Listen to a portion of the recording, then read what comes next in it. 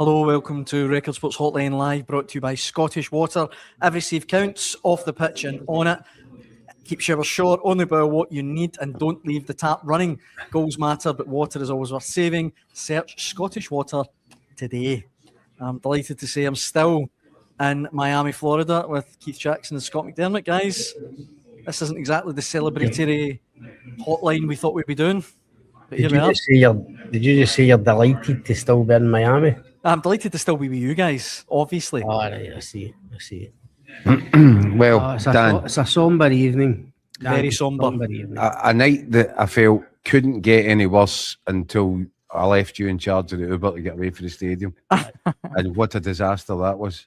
Listen, We- I'm not we- the guys. we I'm not the probably walked CEO of longer. Uber, right? We probably walked longer to get to the car Aye. to get back to this hotel. And you're right. Yeah, we did. I was totally out of order. I should have removed the 65,000 people that were in the state. I should have just clicked my And- fingers. Well, not just that, Dan, but without doubt, the worst vehicle We've transported them. lifted and laid them. Chevrolets. Beautiful big cars. Oh, the best of the best. And then he hits us with a Morris when he wanted to get up the road after our World Cup. As if it wasn't bad enough. Exactly. It was And like we had a Jamaican driver who claimed to be his the favourite world's player was biggest Joe Scotland Jordan. fan. Says his Yeah. favourite player of all time is Joe Jordan. Said and if he was a wee bit. But he thought Jim Leighton was in goal at the 1978 World Cup. I did tell him it was Alan Ruff, but he actually didn't believe me. Anyway, He wasn't having it. Dan, If you're out there, This is Patrick, low hello. energy stuff. I'm glad you're watching. Aye. Listen, for anyone this is Hotline pre-recorded, we should say as well, said live. But if you're watching this back in Scotland, we're obviously recording this in the early hours here in Miami, it's a breakfast Florida. bundle. Exactly. After Scotland 0, Brazil 3. To be honest, Keith, I don't even know where to start. Where would you start?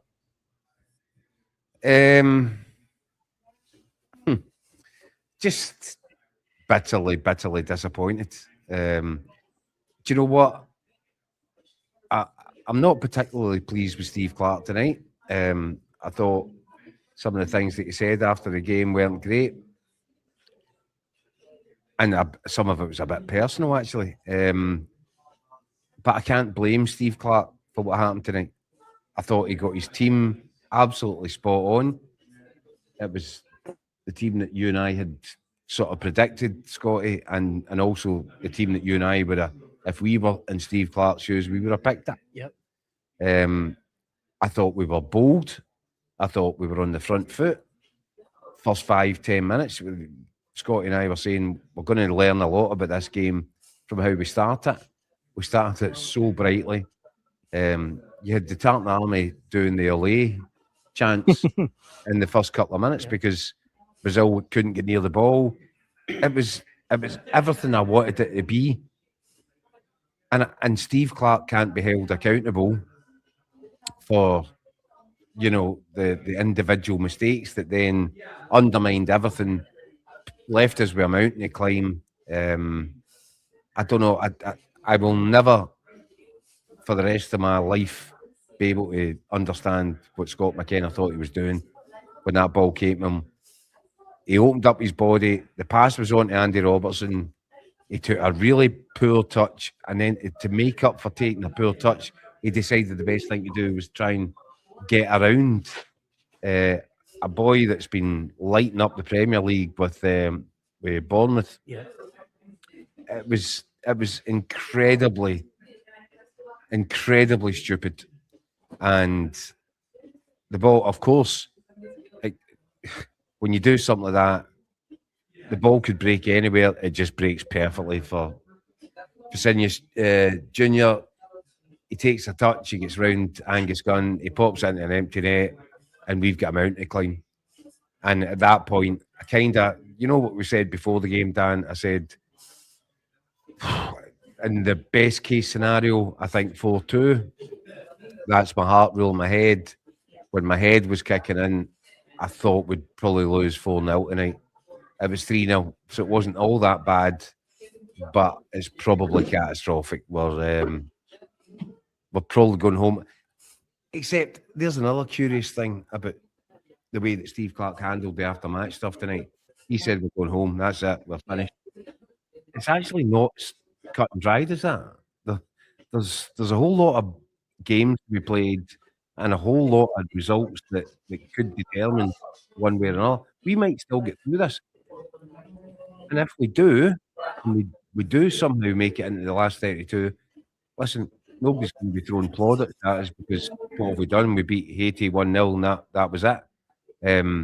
But Steve Clarke has to pick his players back up, has to pick himself back up because he's basically checked out of this tournament and put himself in the next flight to Glasgow tonight, which, I found a bit strange. He was obviously angry and emotional after the game. I think he's angry with the players. I asked him that question, Scott, and he said, "No, I'm not angry. I'm not frustrated. I'm not prickly," because that's the word you like to use. Because that's the word that I used when I described his reaction to me asking him after the Morocco game if Ben Gannon-Doak had played his way into the starting 11 for Brazil with his cameo appearance off the bench, and his response to that is, "He, your love child." And it was prickly. And he sounded like the most prickly man in Florida tonight when he said, "I'm not prickly." So, I don't know. Listen, I've got immense sympathy for him. I think he's done a great job. But in retrospect, this is probably one of the worst World Cup campaigns, and we've had some bad ones.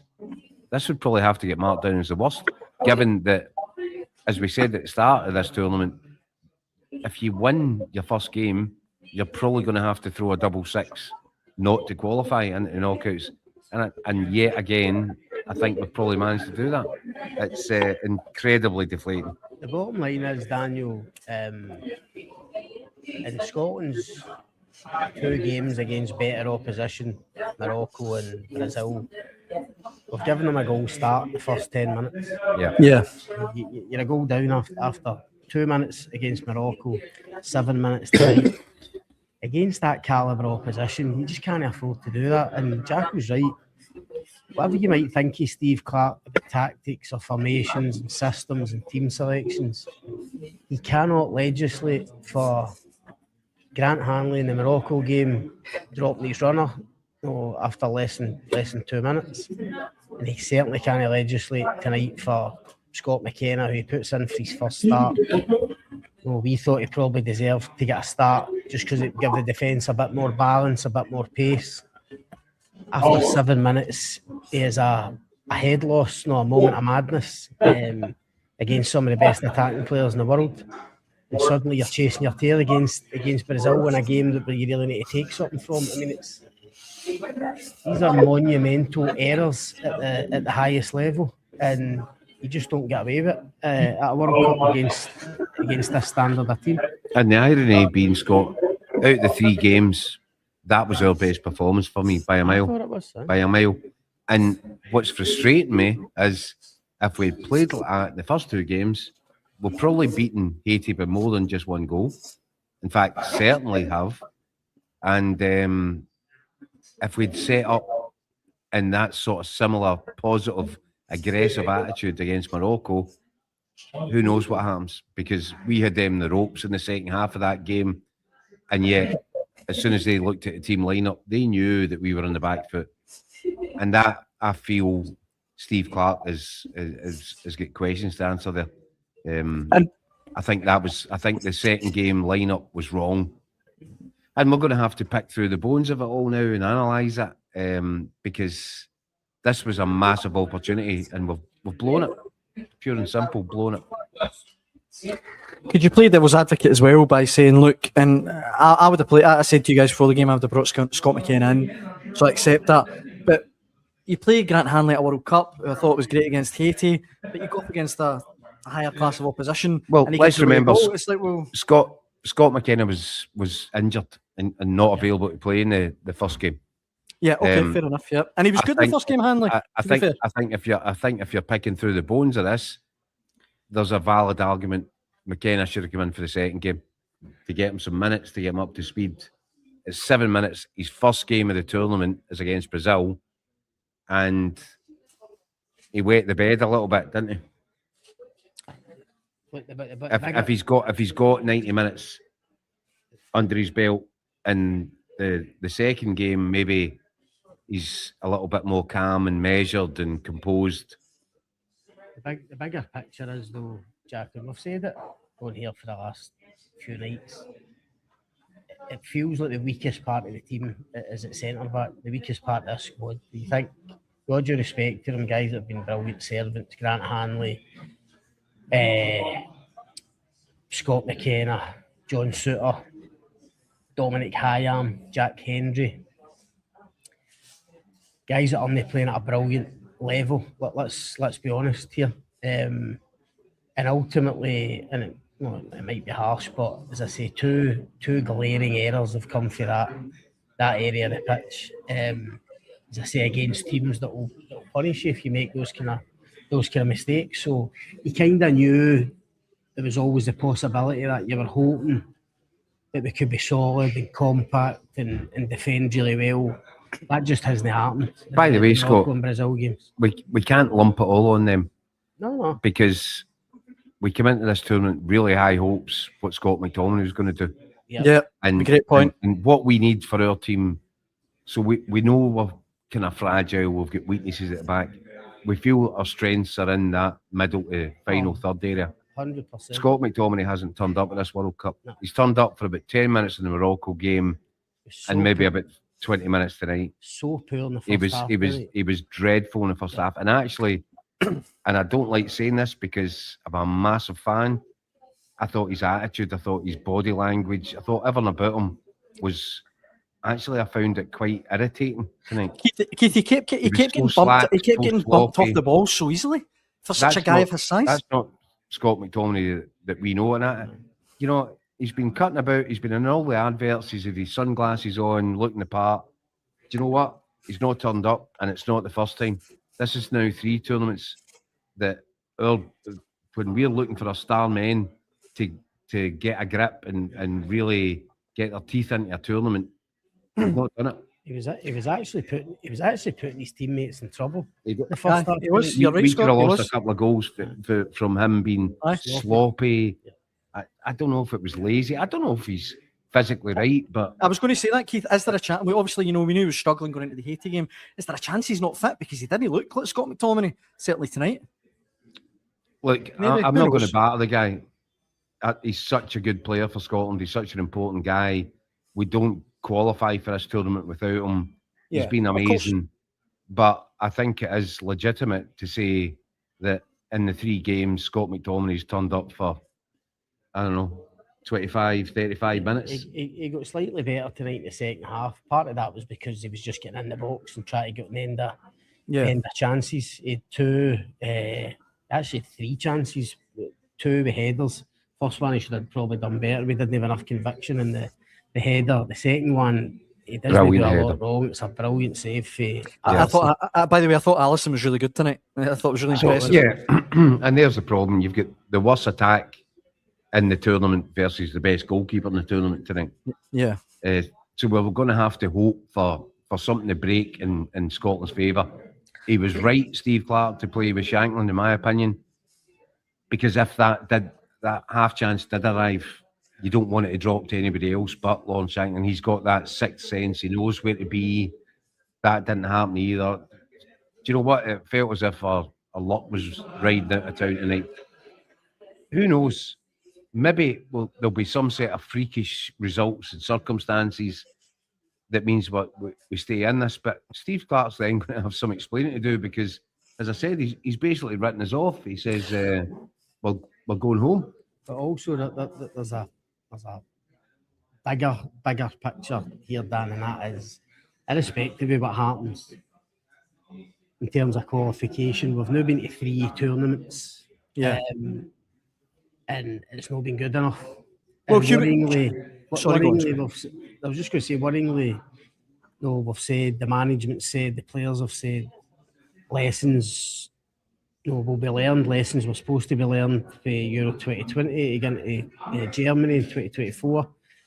It went really badly as well. There was a lot of regret coming out of that tournament for players and manager alike. Adamant it was going to be different this time. I'm not sure how different. Let's be honest, Scott. We've been the worst team in the tournament 3 times now. Well, guys, let me read out. This tournament, there's been a few that's been pretty poor. We watched the Czechs tonight. They've been poor. They picked up one point.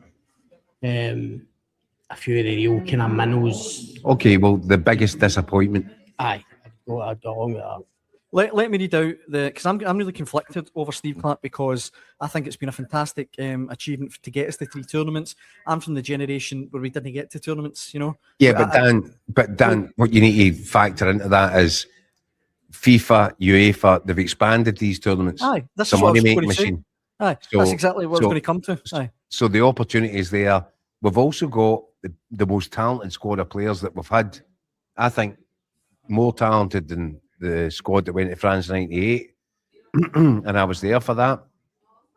So we've got a really talented group of players, and we've got an exceptionally big opportunity to qualify for these tournaments because they're expanded. Well, I remember the Euros in '92, and it was like 8 teams. 8 teams, aye. So, and the World Cup's expanded. So the opportunity to get there has improved. The opportunity once you've got there to get through to the knockout stages has improved, but our results haven't. The one thing, we will probably end up, Dan, being. There's a very big chance that we'll be the only team to win 3 points and get sent home from this tournament. I completely agree with that, right? But again, this is why I'm conflicted over Steve Clarke, though, because you're completely right in everything you say, and that's what I was going to come on to say about the expanded tournaments. And you know, it's hard not to qualify for all of these tournaments now. However, Steve Clarke would point to the fact that we won our group with Greece and Denmark. Doesn't matter what we would have been going to any World Cup winning your group. However, what I was going to come and say though is when we get to these tournaments under Clarke, these are the results at our last 3 tournaments. Scotland won Croatia 3, 0-0 with England, 2-0 defeat to Czech Republic, 5-1 defeat to Germany, 1-1 with Switzerland, 1-0 defeat to Hungary, beat Haiti 1-0, lost 1-0 to Morocco, lost 3-0 to Brazil. So what I'm going to basically ask you guys in a roundabout way is the hard fact of life, we're not good enough to compete at this level, or is Steve Clarke not getting the best out of our players? Are the players getting the best out of themselves? Is it Steve Clarke's fault? I don't know, Dan. I think there's a reasonable argument to be made that we are so much better than what we've shown. I agree with that. 3 finals. Yeah, I agree. That's why I'm reading them out. There's a fault there. Is it a mentality problem with the players? Is it a mentality problem with the manager? And I'm going to come back to the lineup for the Morocco game. We gave that game up before we kicked off. The Moroccans seen the team sheet, and they knew that we were setting up to try and survive that match. We shouldn't be doing that. And that's where, you know, when we talk about lessons being learned, that second game, that lineup, the strategy behind it is really disappointing for me. And look, I put it on the players in the first game. I think if they'd scored a second goal against Haiti, they might have went on to rack up 3 or 4. This is a very different night, a very different conversation, a very different feeling if that happens. But I think the negativity, the sort of a fear that we took into the Morocco game after that basically put us in the position that there was every chance that we were going to get a 3-0 defeat from Brazil. Is anybody really surprised by that? No. I'm not. No, what I think, Dan, and listen, hindsight's a wonderful thing, and everything. When we talk about the previous 2 games, it is with hindsight. But when I think back to the Haiti game now, I think there was maybe a kind of wrong mindset of we just need to win. Aye, just get the win. Aye, any win will do. I think you're right about that. The attitude was, it doesn't matter. They celebrated the 1-0. It doesn't matter how scrappy. They celebrated it. Well, Steve Clarke said it himself, Scott. He came out and said we had to win, and we won. And maybe listen, in retrospect, we did have to win. Aye. But with hindsight, we had to win by a few goals because we had to expect, if people keep banging on about how great Morocco are, sixth best team in the world, and how Brazil are one of the favourites for the tournament, with their history in this competition and the players have got, then you have to expect that you're probably there's every chance you're going to lose those games. Yep. So your best chance of getting through is by scoring goals against. But I can't blame Steve Clarke for that, Scott. I think No. it was. I think the players had got themselves He so went psyched, 4-4-2, so psyched by that, and for months they were targeting that. They knew the importance of winning the game and taking 3 points. They fell apart because they didn't get the second goal, and the pressure and the strain, because they knew effectively, if you don't win that first game and you're only 1-0 up, you're out of the tournament. Yeah.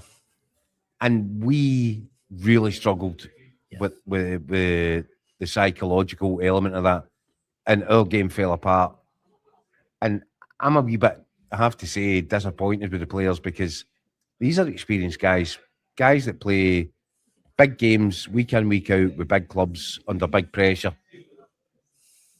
But at the same time, I almost understand it, because this was going to be our chance to make history. And it still might be. There might be some freakish set of circumstances that prevail over the next couple of nights, and we somehow still stay in it. But there's so much, and the whole thing coming into this tournament was, we've taken regrets away from the 2 previous tournaments at the Euros. We'll not want to repeat that. We don't want to have baggage from this one.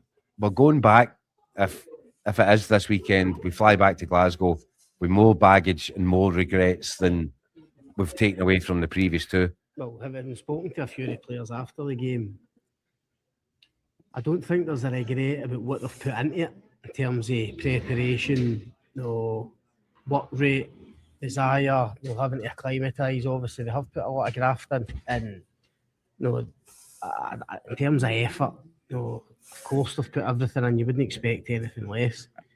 But when it comes to regrets, listening to a few of them tonight, just seeing how they were, how dejected they were, I think if they do go out, and there's every chance they will, in a few months' time, they will look back again and say, we underperformed, just underperformed. And listen, this feels almost sacrilegious.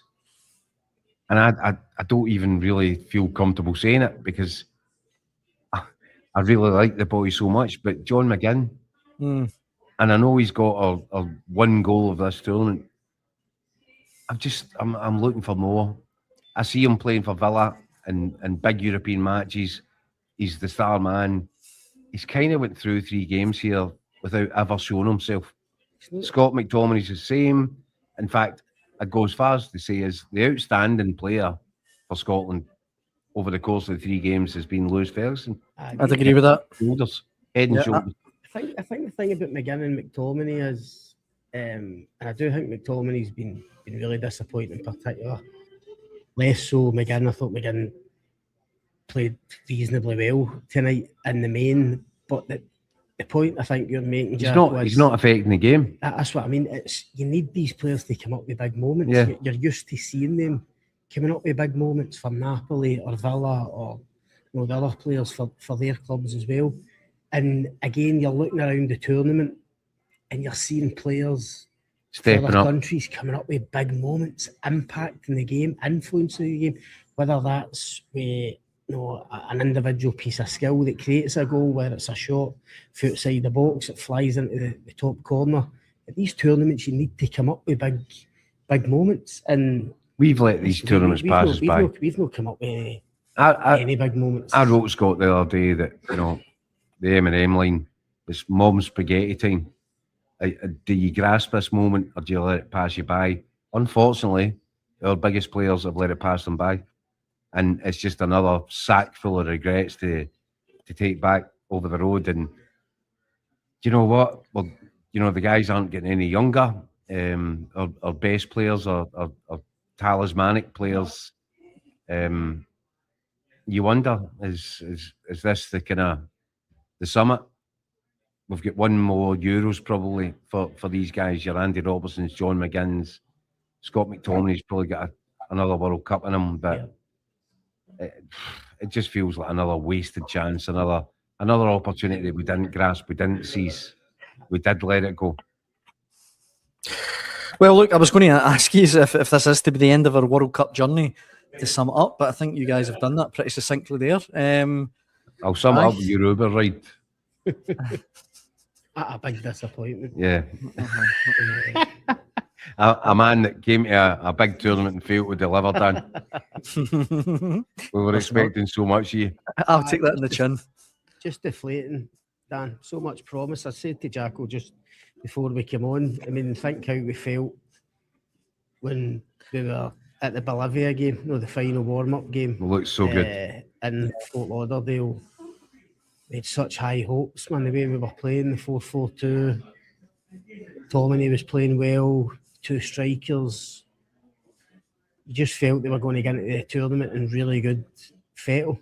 And then obviously you beat Haiti, although it wasn't pretty, but you think, right, okay, there's big pressure, but we've got 3 points on the board. Right, let's go and do it. We just get another point for somewhere.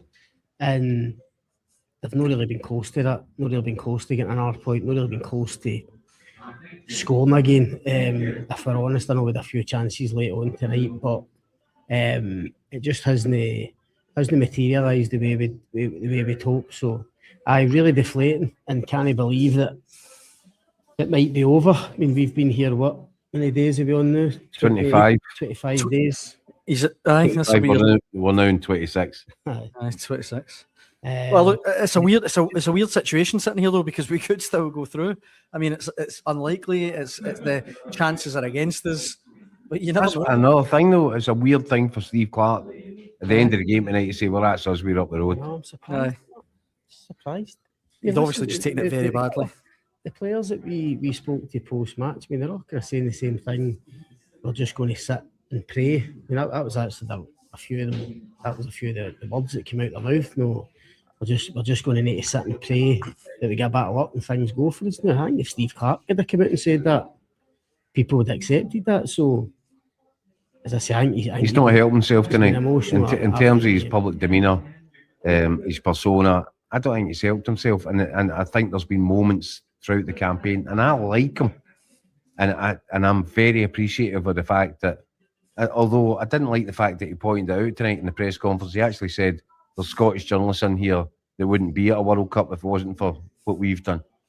I thought that's unnecessary. Yeah, that's unnecessary. We've actually been very supportive. The Scottish media as a whole has been really supportive, because we are appreciative of that. We do realise that Steve Clarke is the guy that has ended these years. So for him to throw these ones in, it's almost as if he's trying to pick a fight. He's been prickly, and you're not allowed to call him prickly, even though he's the most prickly man in Florida tonight. It sounds like he's lashing out, Keith, because he's really upset. He's taking the defeat so badly. But he also sounded as if not saying he should do it, angry. No, he sounded like he was angry and frustrated with his players. Aye. And I've asked him that. I said, it's very unusual for you to sound like that. And then that's when he said, no, he wasn't. Everything about it, I'm going to cut him a lot of slack because I totally understand how emotional he would have been after that tonight. I think there was TV cameras panned in on him when he was furious at McTominay. Yeah. I'd be furious at McTominay. I'd be saying, what have you, we expect so much of you. You've actually come to a third tournament and not produced. And maybe if you look back, Dan, right to the very start, you know what I feel about Billy Gilmore and how we're a better team with Billy. Maybe that was, we were cursed from before we even got here, because there's been times at this tournament, especially I'm thinking Haiti, when we were panicking, losing the ball. Billy Gilmore just doesn't do that. He keeps it, and we're a better team with him in it. So there's been setbacks, there's been unfortunate moments. We're now just sitting here going, can we get freakish good luck? I don't know. And do you know what, Dan? There's probably going to be an argument as well coming up now about the 4-year contract that Steve Clarke has signed. Well, let me finish by asking Keith, if he hadn't signed that contract and we were at this end of this campaign, if this is to be the end, with him out of contract, he'd be in a very different place. Yeah. I don't think the fans will be happy, Dan. No. Listen, I think if you asked the SFA and Ian Maxwell, people like that, as much as they'll be hugely disappointed with how this tournament is going, having spoken to these guys before we came to America, they firmly believe in Steve Clarke, and their argument is always we weren't getting to tournaments, and this guy's taking us to the last 3 out of 4. That's why. That's why they had no hesitation in giving him a new 4-year contract, and they'll believe that he'll get us to the next Euros, and ultimately that's always the aim at the start of the qualifying campaign. So, in terms of the hierarchy, I don't see anything changing. But the supporters, the fans that have been here in huge numbers and have had the time of their lives, granted away for the football. They'll be really disappointed, I think, with what's been served up at a major tournament again, and will no doubt ask questions of the manager. That's just natural. You say, Scott, that the hierarchy still believes in them. Do you two guys? I'm sorry to put you in the spot there. I believe he'll probably get us to the next Euros. I do, because he's proved he can do that, and I think the next Euros is a home Euros. Yeah, where you've actually got a better chance of qualifying, because there's a couple of places up for grabs for the home nations countries. So I think he'll get us to the next Euros. There's every chance it'll be tough, because Jacko says a lot of these players are getting older, and there's question marks about the next batch coming through, whether they're good enough. But I would probably still back Steve Clarke to get us to the next Euros. The problem is, once we get there, we've just not performed. I'm coming at for a different angle, Scott. I remember when Steve Clarke took over, and I wrote a column saying, "Do you know what? You better qualify us, because you're the luckiest man, the right man in the right place, but really fortunate, because previous Scotland managers were fishing out a shallow pool in terms of talent. He arrived in the job at a time when we were actually generationally at a high point in terms of the talent that was coming through. And they're there. It's, Kieran Tierney was at Arsenal, Andy Robertson, Liverpool, McTominay, Man United. That was a level way above what previous managers had to work with. So I remember saying, and writing a column saying, actually, see, if you don't qualify us for a tournament, you failed. And you actually come back round to that. And I agree, Scott, I think we will qualify, but we should be qualifying, because we've got this group of players. Gordon Strachan was picking players. If you're a Scottish granny and you played a game for a team in the Championship, you were getting Scotland caps under Gordon Strachan. It was a needs-must thing. Steve Clarke came in, the whole situation changed. He has to take the credit for the fact that he's been the manager that's taken us to 3 tournaments. No doubt about that. You'd be really churlish to say anything else. But I think there is now a valid argument to be had about, are we getting the best out of these players? Should we be doing better? We looked at that Panama team. You were telling me where these guys were playing, club-wise. Yeah. They're nowhere near. Israel, Slovakia. They're nowhere near our guys' level. And yet, once again, we've come to a tournament and we're one of the first to leave. Somebody somewhere needs to ask questions about that. I don't want to be the guy that's battering Steve Clarke over the head, because I'm really appreciative of everything he's done. I think he's been a terrific Scotland manager, and I'm sure he'll continue. But I think it's valid to say, are we actually getting a bang for a buck out of a group of players that are as talented a group as any Scotland manager has had to work with for a really significant period of time? Well, look, guys, it's approaching 1 a.m. here in Miami, so I think it's probably best for us to call it a night. But thank you so much for staying up with me. I was saying that as if it was to the viewers there, but of course it's just you two. So Thank you. I appreciate it, though. It's a breakfast bundle, remember that? Exactly. I was going to get carried away. You've had a shocker tonight, by the way. Listen, not only that. Listen, I think we should say, not only that, but after match, when Scotty's in the mix zone and I'm getting a hard time off Steve Clarke, you're running about getting selfies. Right, that is not a true characterisation of what happened here. I'd like to say exactly viewers, what happened. No. I tried to get into the mix zone. Who did you get a picture taken with Dan? I need to clarify that the context here is very important. I tried to get into the mix zone, and my pass here was revoked for some reason. I tried to get into the press conference, and it was revoked again. So I'm standing in this purgatory. And who did I meet? And I wish I'd actually cropped the photos for this show. Who did I meet, Scott? You tell the viewers. Go on. Baggio. Who was it? Right. Baggio. It was Giorgi R9. Hagi, Roberto Baggio, R9, Ronaldo, Kaká, Cafu. Listen, don't want to go on about it. Just some of the lads I hang about with, and I'm not with you guys. That's the graft he's put in. Unbelievable, isn't it? Selfies with the stars. That's what I think he's earned himself his World Cup nickname, isn't he? Wee selfie. And he'll get them on the socials and all that. Wee selfie. He'll be getting herograms for back home for the views, these pictures I get. Whereas you'll get nothing. No, for doing listen, the graft. I'll keep them tucked away.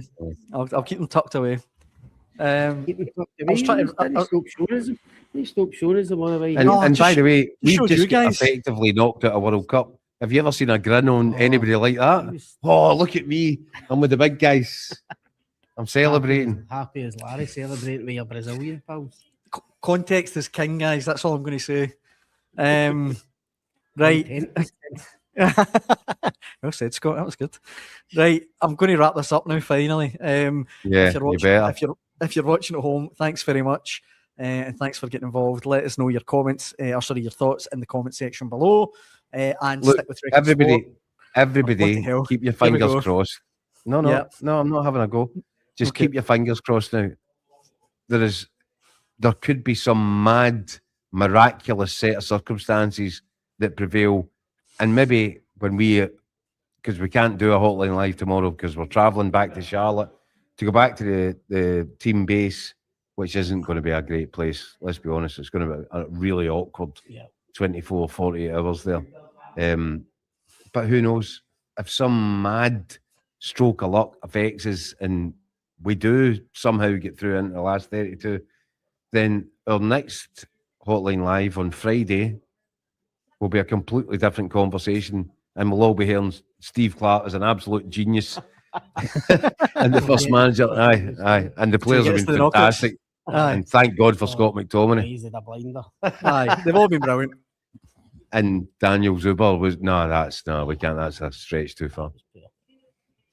Right, well, on that note, whatever happens, stick with Record Sport for all of your latest World Cup needs, and we'll be back on the Hotline Live, brought to you by Scottish Water once again very soon. Scott Keith, once again, it's an absolute pleasure. Yeah, you got up the road, wee man. You've had a shocker. Right, I'll see you both later. Goodbye.